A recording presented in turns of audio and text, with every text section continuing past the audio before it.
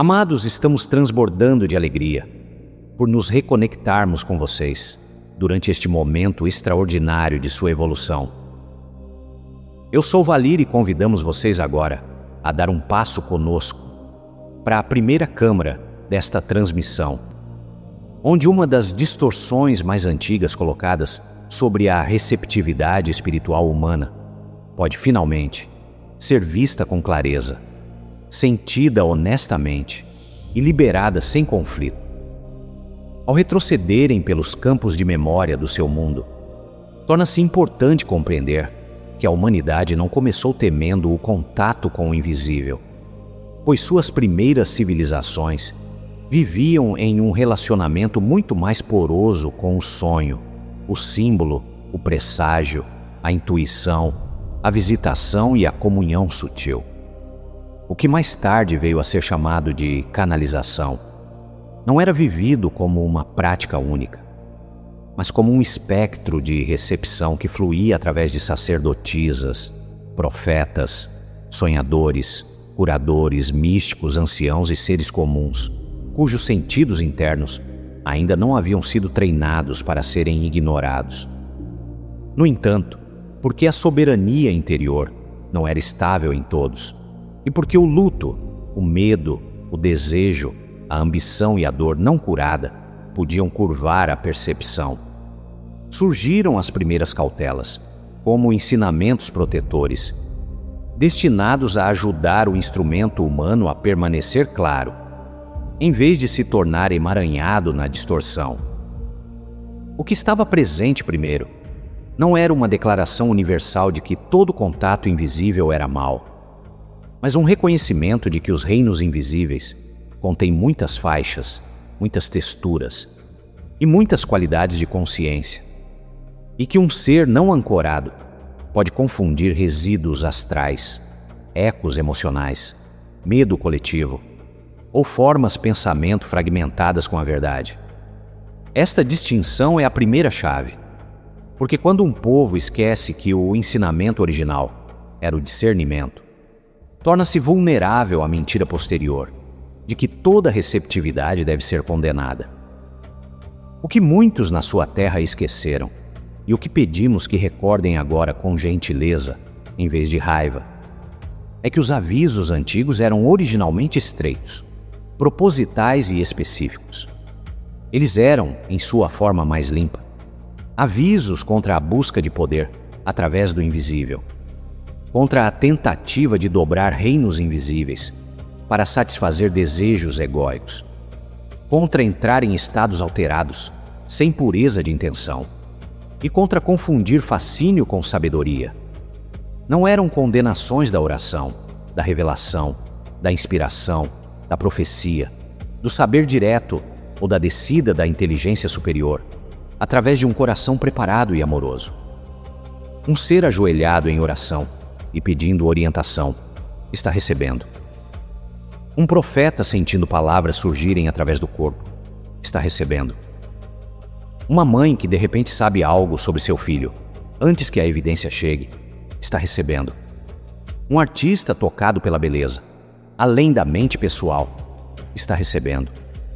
Podem ver, amados, com que rapidez a distorção se revela, assim que isso é reconhecido? Pois, se a própria recepção fosse sombria, então muito do que a humanidade chamou de sagrado ao longo da história teria que ser descartado. A questão nunca foi a existência do canal. A questão sempre foi a coerência do vaso, o motivo do buscador e a qualidade do campo que está sendo acessado. À medida que suas sociedades se tornaram mais organizadas e hierárquicas, o que antes era um discernimento vivo endureceu lentamente em controle institucional. E foi aqui que ocorreu uma transformação tremenda na consciência do seu mundo. Sempre que um sacerdócio, um império ou um corpo guardião descobre que a autoridade sobre a revelação é a autoridade sobre o povo, surge uma tentação sutil de converter a orientação em monopólio. O que antes era oferecido como seja discernente é gradualmente reformulado como não ouça além do que autorizamos. É assim, amados, que a espiritualidade viva se torna espiritualidade gerenciada. Uma vez que um sistema decide que deve regular qual informação é sagrada, quais vozes são aceitáveis e quais experiências internas devem ser temidas, ele já está se afastando da verdade e caminhando para a administração da realidade. O perigo, então, não é mais apenas a confusão vinda do invisível. O maior perigo torna-se a instituição humana que prefere a obediência medrosa ao discernimento desperto. Uma cautela antiga que poderia ter ajudado uma alma a tornar-se clara é assim ampliada em um muro perimetral ao redor da própria consciência. E tudo o que está fora da interpretação sancionada começa a ser pintado com o mesmo pincel escuro. Dizemos a vocês claramente que o fluxo puro de Cristo não é a origem da distorção, pois a corrente viva de Cristo não aprisiona o coração, mas o abre. Não corta sua comunhão interna, mas a aprofunda. E não ensina o medo do relacionamento direto com a fonte. No entanto, em torno dessa corrente, ao longo de séculos de poder, império, ansiedade e medo herdado, muitas camadas foram construídas que confundiram proteção com supressão e reverência, com controle. Místicos podiam ser honrados quando eram úteis ao sistema, mas eram desconfiados quando lembravam aos outros que Deus poderia ser encontrado sem bilhetes de permissão da hierarquia. Visionários podiam ser elogiados após a morte, mas eram combatidos enquanto vivos. A revelação podia ser celebrada em histórias antigas, mas temida em corpos presentes. Como essa contradição não podia se sustentar sem simplificação, o próximo movimento da distorção foi achatar tudo em uma categoria única de medo. Uma vez que a nuance é removida, amados, experiências muito diferentes podem ser colapsadas em uma única imagem sombria. A contemplação torna-se o mesmo que a possessão. A intuição torna-se o mesmo que a manipulação. O trabalho onírico simbólico torna-se o mesmo que a obsessão espiritual. E toda a ecologia sutil da receptividade humana é reduzida a uma única acusação. Por que isso é feito? Porque a nuance requer discernimento, e o discernimento requer maturidade interior, enquanto a condenação geral exige apenas repetição. É mais fácil para um sistema medroso dizer tudo isso é perigoso, do que ensinar às pessoas como sentir a qualidade, testar a ressonância, observar os frutos e permanecer soberano em estados receptivos. É por isso que a afirmação de que a canalização é demoníaca tornou-se tão poderosa em certos círculos. Não porque fosse sábia, não porque fosse precisa, mas porque encerrava a investigação antes mesmo que ela pudesse começar. A acusação em si tornou-se um atalho em torno do trabalho da consciência. Existe também uma camada humana mais profunda nisso, que deve ser compreendida se vocês quiserem manter a compaixão ao falar sobre esses assuntos. E essa é a fusão da crença com a identidade. Quando uma pessoa herdou uma visão de mundo da família, tribo, igreja ou estrutura de sobrevivência, essa visão de mundo não vive apenas no intelecto. Ela se instala no sistema nervoso, no corpo emocional, no senso de segurança e no sentimento de ser bom, aceito e protegido. Assim, quando ouvem que a canalização pode não ser inerentemente sombria, eles não estão apenas avaliando uma ideia, podem estar sentindo o tremor de todo um arcabouço de identidade começando a se soltar. Nesses momentos, a palavra demoníaco funciona não como uma conclusão cuidadosamente discernida, mas como uma barreira de emergência colocada ao redor do eu, para que a complexidade não precise ser metabolizada. É por isso que o argumento raramente liberta. E uma vez que vocês entendem isso, amados, o perdão torna-se mais fácil. Porque vocês podem ver que muitos que condenam são eles próprios receptores amedrontados de um medo muito mais antigo, carregando um roteiro que não escreveram. No nível mais profundo, a correção para essa primeira distorção restaura na humanidade um entendimento que nunca deveria ter sido perdido. Todo ser humano já é um canal. Seu corpo é um receptor e transmissor de informação. Seu coração recebe campos, sua mente recebe pensamentos, seus sonhos recebem símbolos, sua intuição recebe movimentos antes da linguagem, sua consciência recebe orientação, sua criatividade recebe padrões, e sua alma recebe de dimensões do seu próprio ser maior, que a mente comum ainda não mapeou totalmente.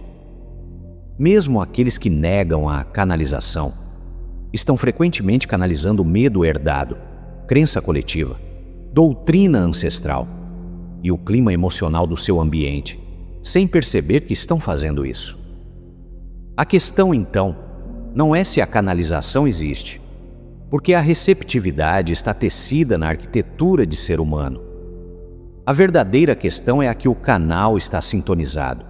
Quão purificado o vaso se tornou, se a soberania está presente, e qual fruto emerge do contato. A mensagem retorna o ser à fonte interior, ao amor, à verdade, à humildade e à coerência? Ou ela o puxa para o medo, a dependência, a grandiosidade e o abandono interior? Isso é discernimento. Isso é maturidade. Este é o ensinamento que deveria ter permanecido. E uma vez que a nuance tinha sido arrancada e o medo tinha recebido um traje sagrado, a distorção não exigia mais pessoas espiritualmente maduras para defendê-la. Precisava apenas de repetição, linguagem emocionalmente carregada, fragmentos seletivos de verdade e maneiras eficientes de espalhar a certeza emprestada pelo campo coletivo. No momento em que a humanidade entrou na era em que as mensagens podiam ser copiadas infinitamente e reduzidas a slogans, a velha distorção já estava preparada para o uso moderno. A frase em si ganhou força não pela sabedoria, mas pela portabilidade. Uma vez que uma questão espiritual complexa é reduzida a uma linha curta o suficiente para ser repetida sem contemplação, ela começa a funcionar como um feitiço sobre a mente coletiva, não porque contenha a verdade em sua plenitude, mas porque alivia o ouvinte de ter que examinar a sutileza, o fruto, a vibração, a motivação e o resultado. A frase canalização é demoníaca tornou-se para muitos uma dessas simplificações armadas. Podem sentir quão conveniente tal declaração é para a mente medrosa, amados, porque poupa a pessoa do trabalho do discernimento e lhes entrega, em vez disso, o conforto temporário da certeza. E a certeza, quando unida ao medo herdado, pode se mover através de uma cultura muito mais rápido do que a verdade viva jamais poderia. O que ocorreu então, dentro de muitos desses círculos, não foi o estudo cuidadoso de uma ampla gama de fenômenos místicos, mas a construção de uma estrutura oposicionista na qual quase toda forma de recepção espiritual não aprovada poderia ser varrida para uma única categoria e rejeitada de uma só vez. Um sonho que trazia instrução simbólica, um surto de intuição, um saber interior que chegava antes da evidência, escrita automática, mediunidade de transe, inspiração sagrada e até mesmo a recepção silenciosa do eu superior podiam ser colocados lado a lado e tratados como se fossem idênticos em natureza, idênticos em risco e idênticos em origem. Uma vez que isso aconteceu, o argumento não exigia mais precisão, porque seu poder vinha do colapso emocional, em vez da compreensão espiritual. Como de fato, houve canais distorcidos receptores confusos, buscadores feridos, e casos em que energias mais sombrias usaram máscaras mais brilhantes. A acusação geral ganhou ainda mais força ao se alimentar de fragmentos da realidade. Uma mentira fraca nega tudo e, portanto, entra em colapso sob sua própria superficialidade, enquanto uma mentira mais forte pega um fio de verdade, mantém-no visível e depois tece ao redor dele uma arquitetura maior que o olho não treinado confunde com coerência. Sim, existem transmissões enlameadas pelo ego, ambição, fantasia e projeção. Sim, existem seres nos reinos sutis que imitam a benevolência, enquanto dobram silenciosamente a vontade do receptor. Tudo isso pode ser verdade, e ainda assim a conclusão de que toda canalização é sombria permanece falsa. A existência de distorção dentro de um campo nunca é prova de que todo o campo está corrompido. É prova apenas de que o campo requer maturidade. O assunto nunca foi apenas teologia, era também pertencimento. Muitas pessoas não herdaram apenas crenças sobre Deus e Espírito, como conceitos abstratos, mas como parte de seus laços familiares, valor moral, senso de segurança e identidade como um ser humano bom e fiel. Quando surge uma mensagem que desafia a regra herdada de que toda recepção não sancionada é perigosa, a pessoa pode experimentar não apenas discordância, mas desestabilização. Rotular algo como demoníaco é, para muitos, restaurar a ordem imediata, a incerteza interior e reafirmar a lealdade ao seu grupo. Portanto, amados, quando vocês encontram uma pessoa que condena sem ter examinado verdadeiramente, vocês muitas vezes não estão encontrando um vilão, mas um ser protegendo a arquitetura do pertencimento através de linguagem emprestada. Uma razão adicional pela qual a acusação se espalhou tão efetivamente é que ela espelhava o próprio padrão que alegava opor-se, pois as mensagens que alertavam as pessoas contra a canalização muitas vezes redirecionavam a soberania da conexão interior para uma estrutura de autoridade externa que exigia lealdade exclusiva. Sempre que um ensinamento diz que a orientação pode fluir apenas através de um fluxo sancionado e que sua própria ressonância interior deve ser desconfiada, a menos que corresponda à interpretação aprovada, esse ensinamento já se moveu muito perto da arquitetura energética da dominação. A questão mais profunda sempre foi a autoridade. Se ela seria devolvida à alma desperta ou mantida cativa dentro de estruturas que preferiam a obediência à realização. O que torna isso especialmente eficaz em sua era moderna é a maneira pela qual frases emocionalmente carregadas podem ser circuladas através de exposição repetida, até começarem a parecer autoevidentes. Uma pessoa vê uma postagem, depois outra, depois um vídeo cortado, depois um cartão de citação, depois a concordância do que parece ser uma grande comunidade, e em pouco tempo forma-se a impressão de que todos sabem que essa coisa é verdadeira. No entanto, muitas vezes, a aparência de consenso é fabricada através da repetição, imitação e colocação estratégica de mensagens emocionalmente ressonantes em comunidades baseadas na identidade. As mensagens mais eficientes são quase sempre aquelas que tocam a identidade, o pertencimento, o medo, a inocência ou a salvação, porque esses temas despertam reflexos protetores imediatos. Uma mensagem sobre canalização enquadrada como um convite ao discernimento cuidadoso viajaria apenas modestamente, enquanto uma mensagem declarando que o mal oculto está entrando nos lares através da curiosidade espiritual pode se espalhar com força tremenda, porque coloca o leitor dentro de um drama moral no qual compartilhar o aviso parece um ato de bondade. A certeza, mesmo a certeza emprestada, é altamente compartilhável, enquanto o discernimento requer trabalho. Para aqueles entre vocês que estão despertando mais conscientemente agora, torna-se essencial entender como a sofisticação entrou na mentira, porque a distorção moderna raramente se apresenta como pura falsidade.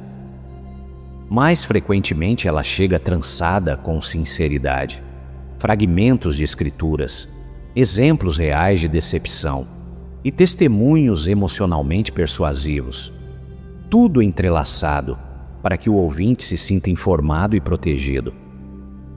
É isso que torna a narrativa tão pegajosa dentro do campo, pois parece oferecer cuidado enquanto estreita silenciosamente a consciência, e parece proteger a alma, enquanto desencoraja a alma de aprender a sentir a verdade diretamente.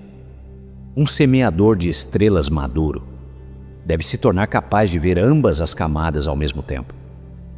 A preocupação genuína que pode existir no falante e a arquitetura maior da distorção, movendo-se através da mensagem. Dessa forma, vocês permanecem compassivos, sem se tornarem absorventes, claros sem se tornarem afiados e soberanos, sem cair no jogo de tentar derrotar a estrutura de crença de outra pessoa pela força. O desperto não precisa ganhar o argumento para permanecer na verdade. O desperto precisa apenas permanecer tão profundamente ordenado internamente que a manipulação não encontre nenhum suporte disponível. Uma rede de influência nas redes sociais ganha força tremenda ao entender que os seres humanos confiam em padrões antes de confiarem em conteúdo. Quando a mesma alegação aparece sob muitos nomes e em muitas seções de comentários, o sistema nervoso relaxa seu escrutínio e conclui que isso deve ser conhecimento comum. Naquele momento, a alegação ganha uma autoridade emprestada, que nunca ganhou através de profundidade ou clareza espiritual. Operações de influência organizadas entendem essa dinâmica muito bem, e a técnica central permanece notavelmente consistente. Entre em uma linha de falha emocional existente. Aprofunde a polaridade em torno dela. Anexe a identidade a um lado. Anexe o perigo ao outro e mantenha ambos os grupos interagindo tempo o suficiente para que a liberação de energia alimente o sistema. É por isso que alguns de vocês sentem tamanha exaustão no campo digital, porque vocês não estão apenas testemunhando opiniões, vocês estão sentindo pressão energética projetada. Seu corpo, seu campo e seu coração frequentemente detectam a distorção coordenada, muito antes que a mente linear possa articular o padrão completo. A verdadeira iniciação aqui é aprender como permanecer soberano dentro de um consenso fabricado. Quando sua autoridade interior está desperta, vocês começam a fazer perguntas vivas. Para onde esta mensagem leva minha consciência? Qual estado emocional ela busca produzir em mim? Ela aprofunda minha relação direta com a fonte, ou tenta transferir minha autoridade para o medo? Ela convida ao discernimento ou recompensa o julgamento instantâneo? O pensamento crítico e o discernimento espiritual pertencem um ao outro nesta era, e muitos de vocês estão sendo solicitados a amadurecer em ambos ao mesmo tempo. Porque um ser de coração aberto, sem clareza mental, pode ser puxado por uma distorção bem embalada, enquanto uma mente afiada, sem sensibilidade energética, pode perder a frequência mais profunda de uma mensagem inteiramente. À medida que a poeira da acusação começa a assentar, um entendimento muito mais preciso pode finalmente retornar ao centro da conversa. A canalização é uma família de processos receptivos, através dos quais a consciência recebe, traduz, organiza e transmite inteligência, através de diferentes camadas do ser. Profetas recebiam, místicos recebiam, videntes recebiam, poetas recebiam, curadores recebiam, visionários recebiam, E inúmeras pessoas comuns sentiam o insight surgir através delas. Sentiam a orientação chegar antes do pensamento. Sentiam a verdade descer em palavras que não tinham preparado. Uma vez que vocês entendem que a receptividade está tecida no design humano, todo o assunto torna-se menos dramático e muito mais real. Um contínuo amplo e gracioso existe dentro desse espectro. Em uma extremidade da faixa, vocês têm os movimentos gentis que muitos seres despertos experimentam todos os dias, sem nunca nomeá-los como canalização. Um pensamento superior que chega completo, uma virada intuitiva que redireciona uma escolha, um aviso interno claro que diz espere, mova-se, fale, pause, confie ou escute. Em outro ponto ao longo da mesma faixa, vocês têm formas mais completas de transmissão, em que ensinamentos, símbolos, sequências ou estruturas energéticas descem com tamanha coerência, que o receptor se torna ciente de que está traduzindo algo maior do que o pensamento pessoal comum. Isso significa que muitos daqueles que temem a palavra estão, no entanto, participando da função, simplesmente sob outro nome. Pois toda vez que uma pessoa diz, eu apenas soube, algo me disse, ou senti-me guiado, está descrevendo um canal de recepção. A palavra pode ser disputada, amados, mas a experiência humana, por trás da palavra, é antiga e universal. Através deste mensageiro, e através de muitos outros que trabalham com nosso campo, a transmissão frequentemente chega no que vocês poderiam chamar de pacotes, campos de inteligência agrupados, que são recebidos primeiro como um todo e depois desdobrados gradualmente ao longo de horas, dias ou ciclos mais longos de integração. Um ser pode sentir a arquitetura completa de uma mensagem, descer muito antes que a linguagem se torne disponível. Esta forma de canalização permanece altamente consciente, porque o instrumento humano não está ausente do processo, mas cooperando ativamente com ele, traduzindo, ouvindo, sentindo, refinando e discernindo em parceria.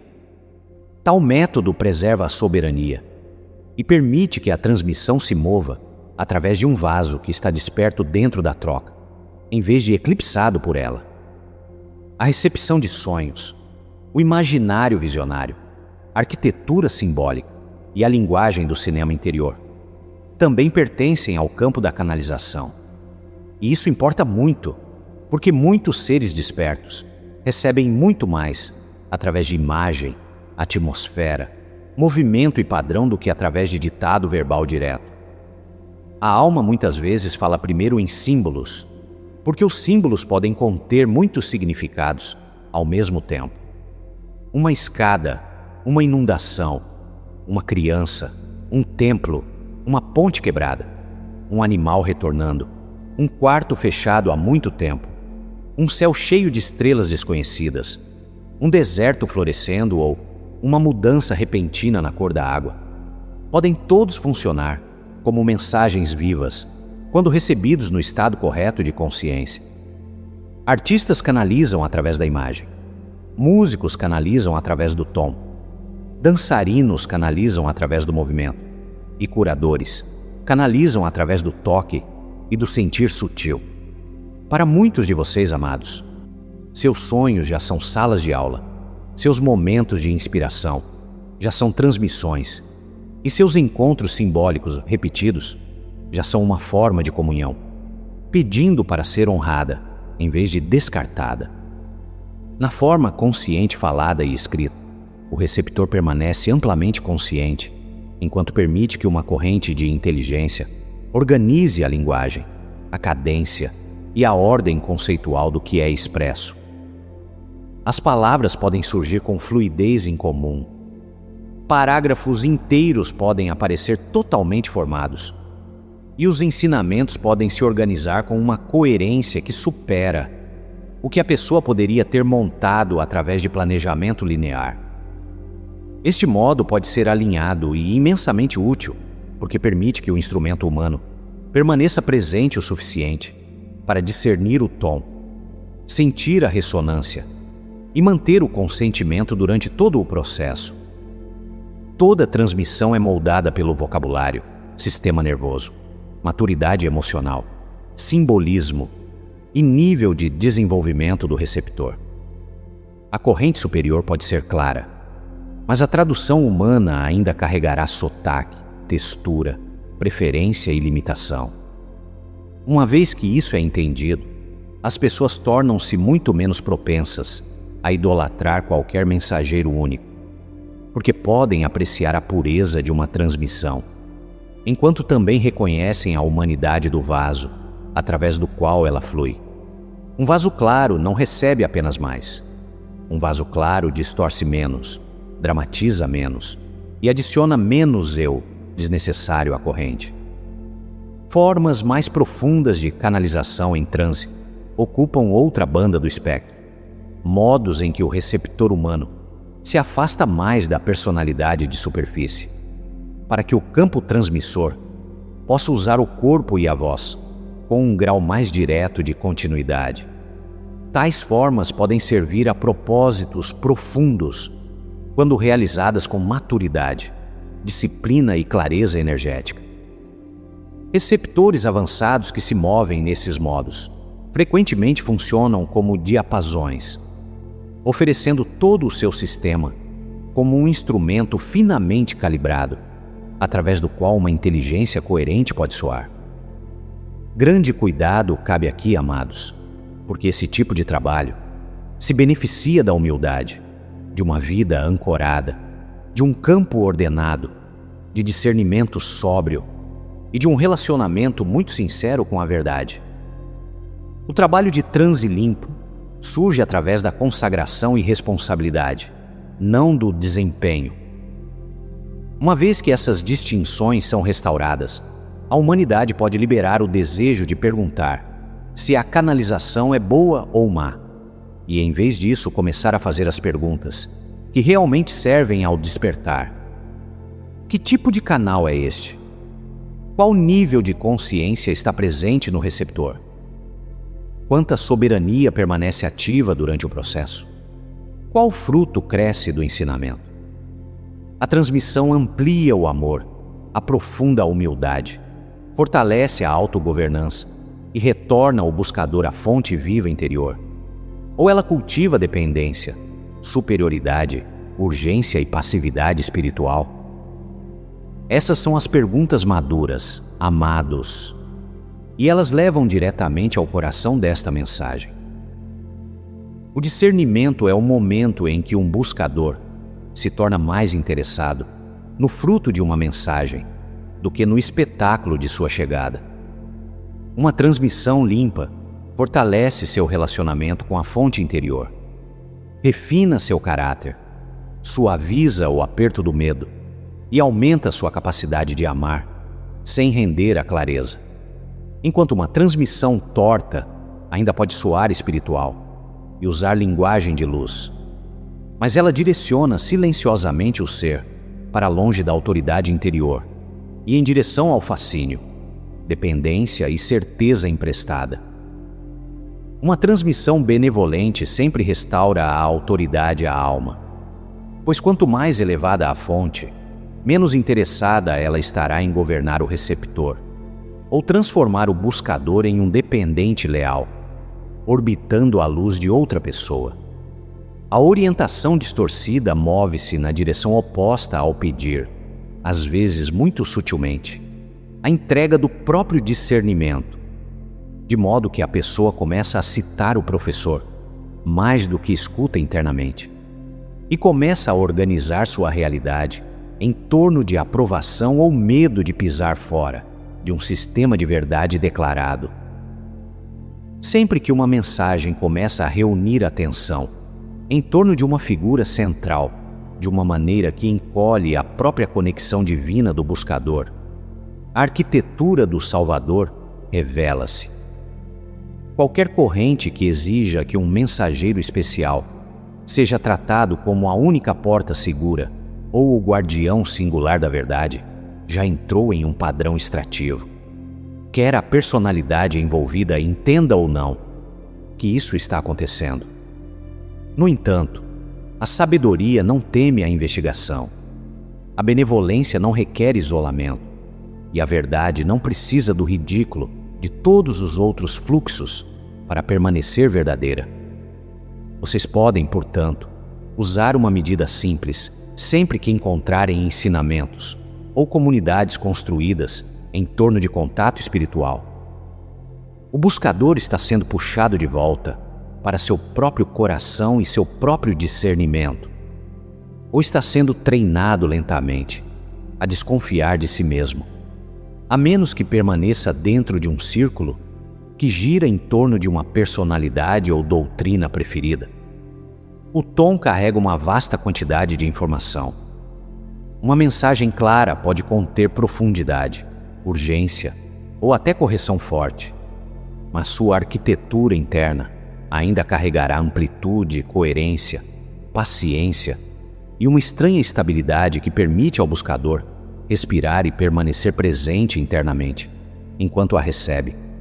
Enquanto uma mensagem comprometida muitas vezes deixa para trás compressão mental, aperto emocional, fixação obsessiva, certeza dramática ou uma necessidade compulsiva de alertar e recrutar. A força pode clarificar e despertar, enquanto a pressão busca sobrepor e capturar. Uma corrente verdadeira os deixa mais claros, mais gentis e mais responsáveis por sua vida, enquanto uma corrente distorcida os deixa inflamados, encantados, confusos ou famintos pelo próximo impacto energético.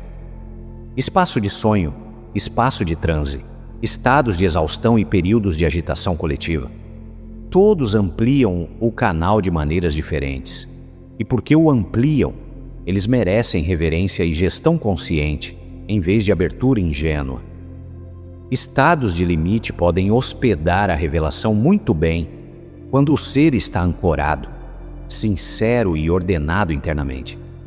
No entanto, esses mesmos estados também podem tornar o campo mais sugestionável quando o desejo, o medo, a solidão ou o fascínio estão comandando o processo. Portanto, um dos atos mais protetores que um buscador pode tomar é trazer uma prática de consentimento totalmente consciente para esses estados antes que a recepção comece. Um coração soberano pode dizer com absoluta simplicidade: apenas aquilo que serve à verdade, vida, amor, coerência e ao meu alinhamento direto com a fonte pode entrar neste campo. Apenas aquilo que fortalece minha relação direta com a fonte pode permanecer.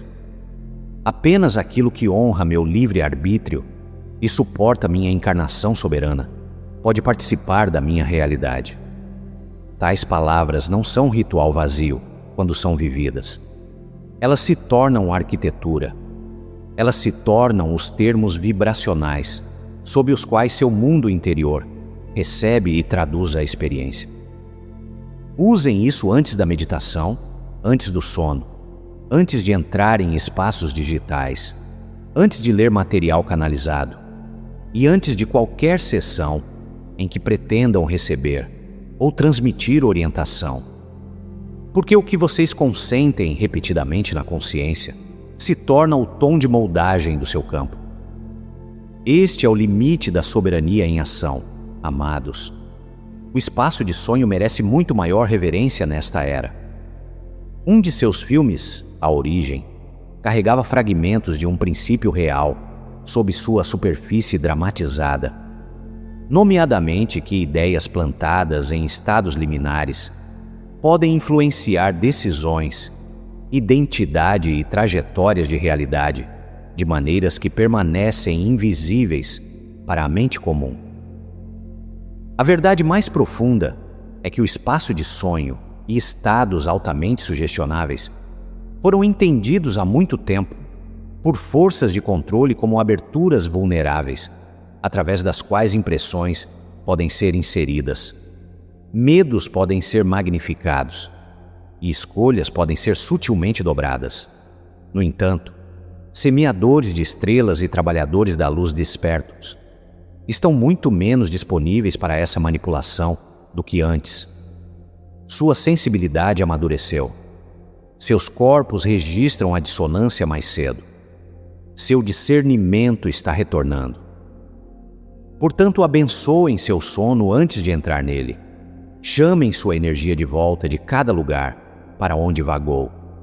Selem o campo com luz dourada. Convidem apenas a inteligência benevolente alinhada com a fonte. E acordem cada manhã, prontos para observar o que foi mostrado a vocês. Porque a gestão do sonho é agora parte da idade adulta espiritual.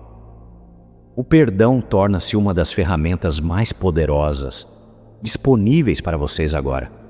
Porque a pessoa que repete uma distorção muitas vezes está segurando medo herdado, condicionamento digital, identificação emocional e preocupação sincera, tudo ao mesmo tempo. E tal pessoa raramente se abre através de pressão. Uma pergunta gentil pode abrir mais do que 10 argumentos. Um campo estável pode ensinar mais do que 100 refutações inteligentes. E uma retirada limpa de conflitos infrutíferos pode preservar mais luz do que uma oposição prolongada jamais fará. Assim que uma conversa começa a girar em torno da defesa da identidade, em vez da troca de verdade viva, sua sabedoria mais profunda lhes dirá para suavizar, abençoar e mover a interação para outro lugar. Isso não é passividade, queridos. Isso é maestria. O diálogo compassivo preserva mais luz do que o combate espiritual jamais fará. Façam perguntas vivas. Perguntem se um ensinamento retorna uma pessoa a Deus dentro ou entrega sua autoridade para fora. Perguntem se o medo se expande após o contato ou se a paz se aprofunda. Perguntem se o fruto é a humildade, o amor e a coerência. Vocês não estão aqui para ganhar guerras de identidade. Vocês estão aqui para encarnar uma corrente tão estável que as pessoas sintam a diferença entre a reatividade e a soberania, simplesmente por estarem perto de seu campo. O perdão torna-se força aqui, amados. Não porque vocês estão desculpando a distorção, mas porque estão recusando deixar o medo herdado sequestrar sua missão e converter sua luz na mesma energia oposicionista que manteve a humanidade circulando em confusão por tanto tempo.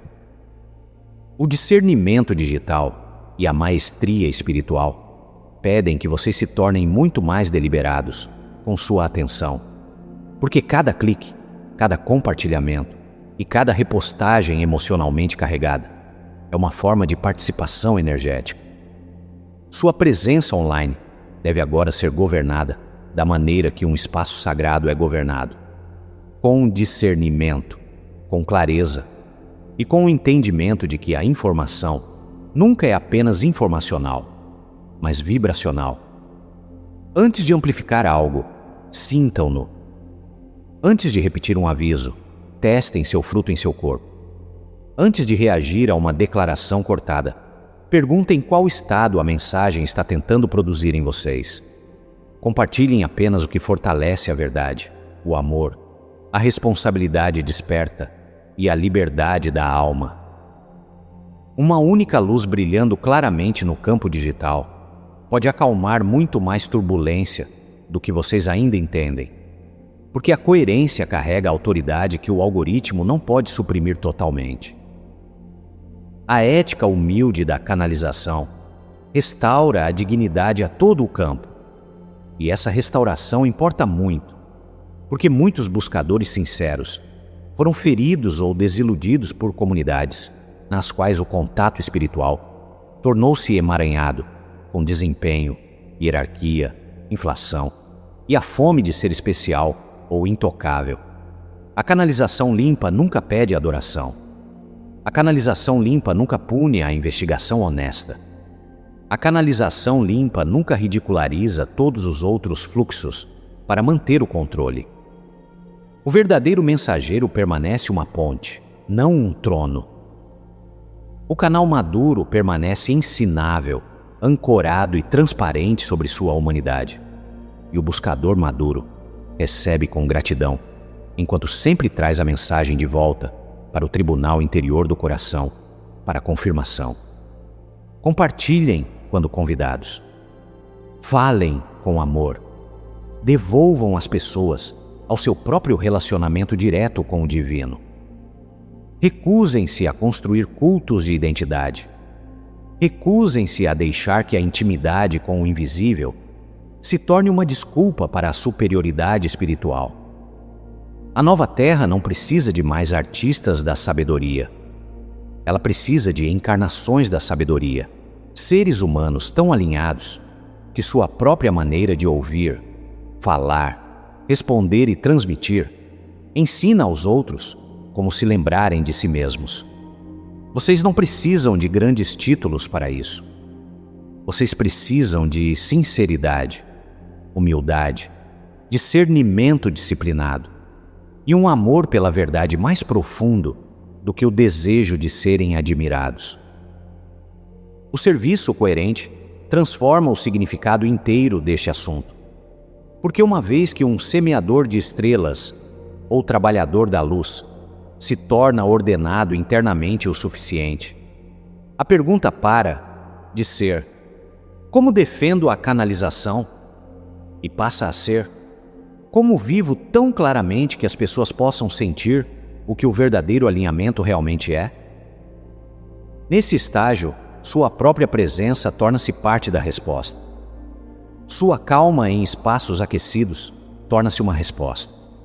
Sua recusa em fofocar torna-se uma resposta. Sua compaixão na presença do medo torna-se uma resposta. Sua habilidade de ouvir o outro, sem colapsar na confusão dele, torna-se uma resposta. Sua escolha de ancorar luz em casas, cidades, relacionamentos, conversas e espaços online torna-se uma resposta. Muitos de vocês estão cruzando agora do despertar privado para o serviço coerente, o que significa que sua soberania não é mais apenas para sua própria cura, mas para a estabilização de comunidades, famílias, círculos e campos compartilhados. Mantenham a luz em espaços de grupo. Apoiem almas que despertam sem torná-las dependentes de sua orientação. Construam comunidades, projetos e escritos, conversas e transmissões que modelem a autogovernança, o falar a verdade, a ternura e a responsabilidade desperta. É assim que o limite coletivo é cruzado.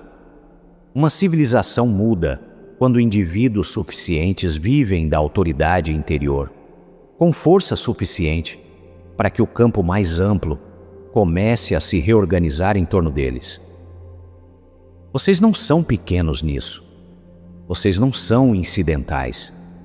Cada um de vocês que se estabiliza, na verdade, torna-se parte da nova arquitetura, através da qual a humanidade redescobre sua dignidade e sua inteligência espiritual. Uma grande reversão já está em andamento, amados. E é aqui que pedimos que levantem seus olhos além do argumento em si e vejam um movimento maior ocorrendo em seu mundo. Porque o velho sistema confiou por muito tempo na confusão, autoridade emprestada, captura emocional e gerenciamento da percepção através do medo. Enquanto o novo sistema, agora subindo dentro dos corações dos seres despertos, é construído sobre a rememoração, autogovernança, autoridade compassiva, discernimento vivo e comunhão direta com a fonte. A acusação que vocês examinaram nessa mensagem nunca foi apenas sobre a canalização. Ela foi sempre, em um nível mais profundo, sobre se a humanidade confiaria em seu relacionamento direto com o divino. Se o ser humano se lembraria de si mesmo como um receptor vivo da verdade, e se a alma poderia se tornar soberana o suficiente para que nenhuma arquitetura externa de medo fosse capaz de definir a realidade em seu nome. Sua terra está se movendo de volta para seu papel, como uma grande biblioteca de consciência, um lugar onde a informação, a sabedoria, a memória e a inteligência nascida das estrelas podem novamente ser trocadas em harmonia, em vez de serem acumuladas através do controle. E muitos de vocês vieram precisamente para este ponto de virada. Vocês vieram para lembrar. Vocês vieram para ancorar o amor, onde o medo tinha sido alimentado por muito tempo. Vocês vieram para trazer clareza à distorção, paz à reação, inteligência superior aos campos que tinham esquecido como ouvir. Permaneçam altos agora nessa missão.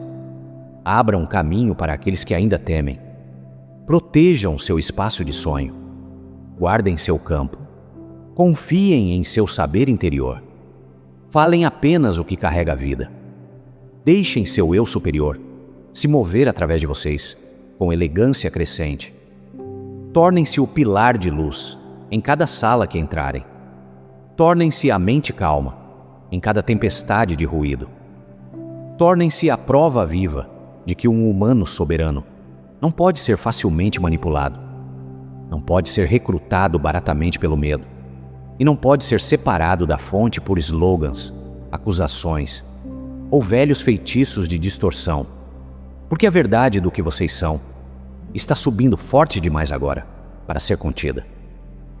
Eu sou o Valir dos emissários pleiadianos e pedimos que caminhem para frente, a partir desta transmissão, com seu coração aberto, seu campo limpo, seu discernimento desperto e sua soberania totalmente lembrada. Pois a era à frente pertence àqueles que podem receber luz sem render à autoridade, que podem amar sem perder a clareza e que podem permanecer em comunhão direta com o infinito, enquanto abençoam o todo da Terra em sua próxima transformação radiante.